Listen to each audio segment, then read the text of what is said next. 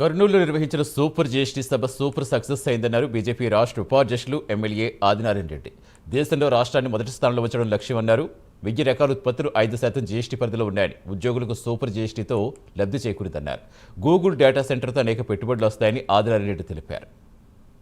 ప్రధానమంత్రి గారు, ముఖ్యమంత్రి గారు, డిప్యూటీ సీఎం పవన్ కళ్యాణ్ తో పాటు చాలా పెద్ద సమావేశం super success. Subject super GST పైన.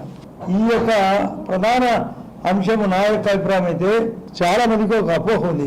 బీజేపీ పార్టీకి వైఎస్ జగన్ రెడ్డికి ఇంకా కొన్ని సంబంధాలు కొనసాగుతున్నాయి.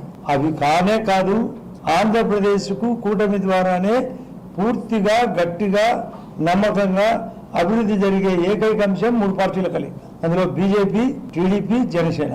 దానికోసమే సాక్ష్యంగా అందరితో మాట్లాడడం జరిగింది. వేరే సీఎం గారు మాట్లాడే ముందరగా డిప్యూటీ సీఎం కళ్యాణ్ గారు, పవన్ కళ్యాణ్ గారు, లోకేష్ గారు మరియు ఇంట్రొడక్షన్ ప్రధాన కేశవ్, మా యొక్క మంత్రి వర్మ గారు కూడా మాట్లాడించడం జరిగింది. ఈ యొక్క దేశంలో ఈ రాష్ట్రం మొదటి స్థానంలో ఉండాలి. విడిపోయిన రాష్ట్రం, అప్పుల రాష్ట్రం, జగన్మోహన్ రెడ్డి యొక్క దరిద్రం వలన ఈ పరిస్థితుల నుండి మనం బయటపడాలి.